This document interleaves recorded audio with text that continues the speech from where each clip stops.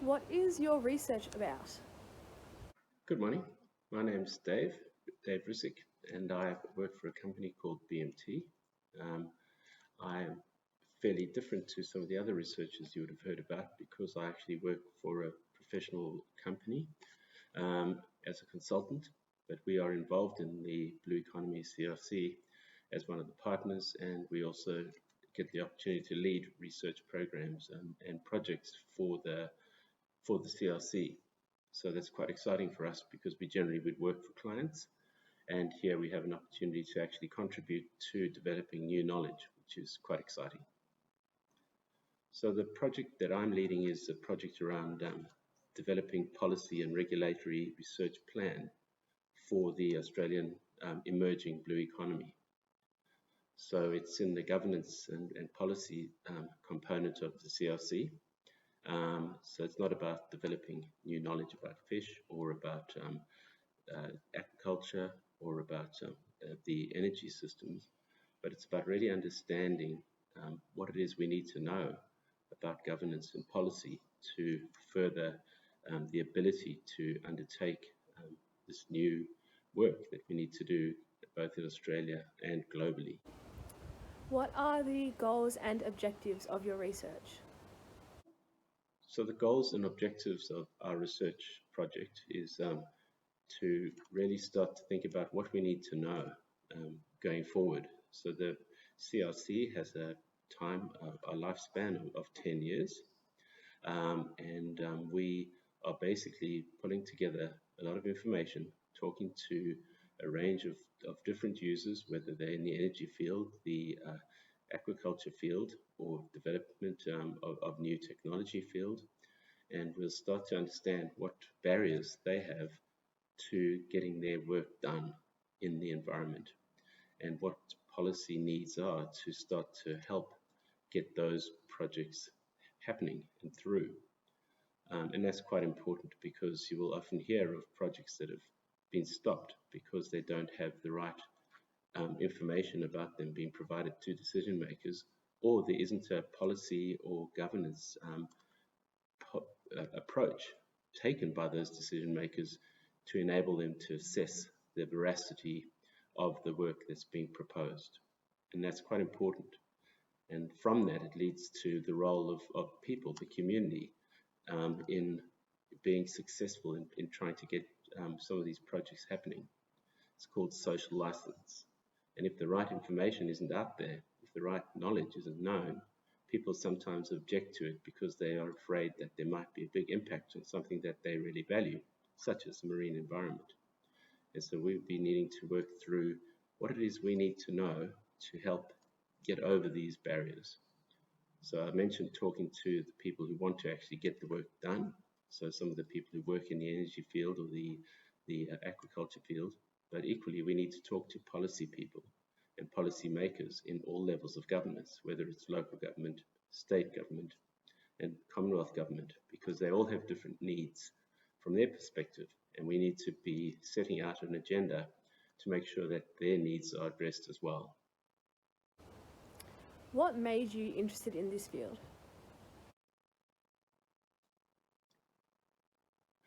What interested me in this field? Well, it's a lot to do with my day-to-day work. We, in our consulting firm, do a lot of work around impact assessment.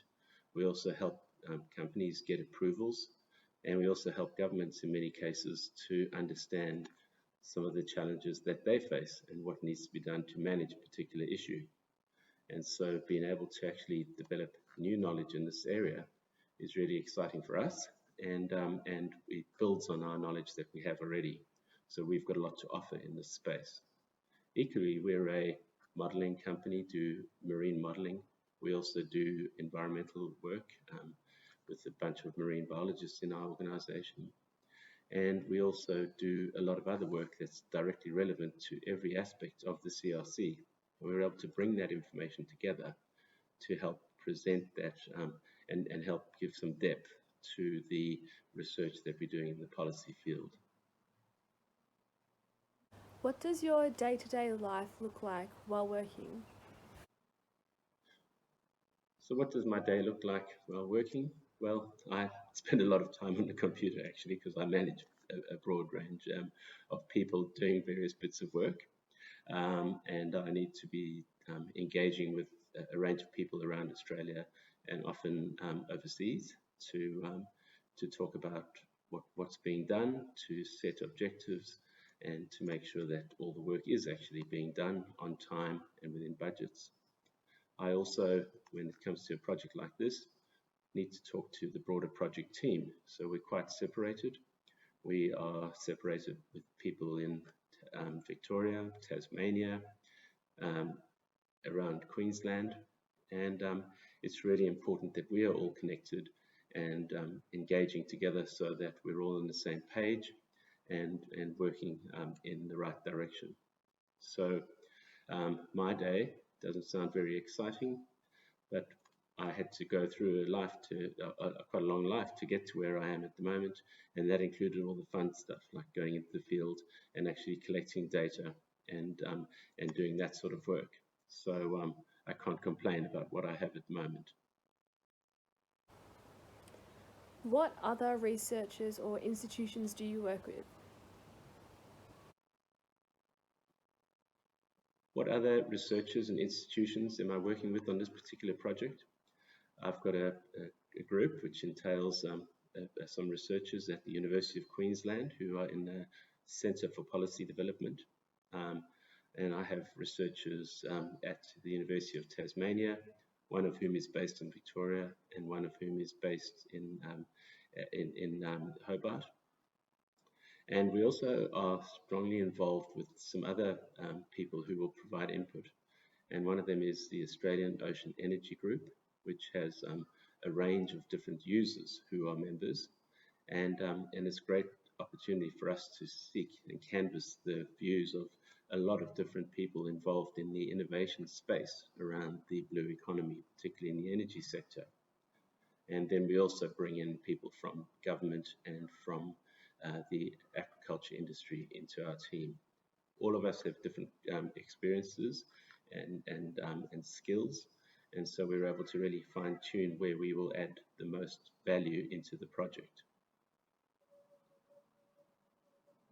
What is their expertise or experience? So the expertise and experience that my team have are quite significant expertise and a long history of experience in working on a range of different policy and governance challenges.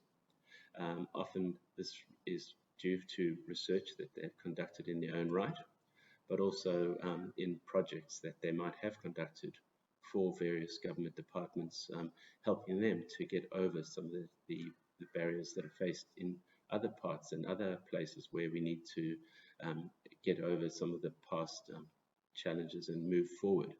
And some of this might be related to helping to look for where we might be able to do restoration exercises in the marine environment where previously we weren't able to because there wasn't a governance structure behind us. So those are the sort of experiences that we're able to bring to bear. Now my own team, as I mentioned earlier, has a lot of experience in actually putting in proposals to get work done and to get the approvals through some of the different levels of governance.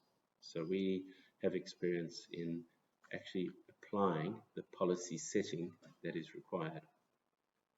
Our team also comprises of people who have worked in government, and that's really important because government has to write the regulations, they have to write the policies that they then apply. And to actually have that experience in doing that work ourselves, we're then much easily able to bring that to bear on the project's requirements. What study, activities, or volunteering do you need to do to get where you are? So what studies, activities, volunteering did I do to get where I am today? I've done a range of different work, I guess, as far as studying was concerned. I did a Bachelor of Science with an honours degree, and I then did a PhD. I've also done a postgraduate diploma in management, which has helped me to do a range of different pieces of work. And more recently, been a graduate of the Australian Institute of Company Directors.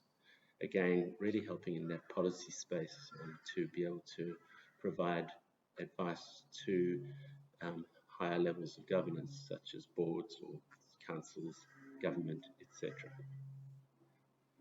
The different activities that I've worked in, I've worked in a range of different places. I've worked in the university sector, worked in the government sector and the private sector. And so that all those different experiences have given me a different look at the different ways in which we need to approach things. And that's been very useful to me in terms of steering my career. As far as volunteering is concerned, I have done volunteering throughout my career. I've worked on expert panels, provided my time to volunteer expert panels for various levels of government, addressing different questions and challenges such as sustainability. I've also done volunteering for organisations such as Green Cross Australia, which is around building community resilience.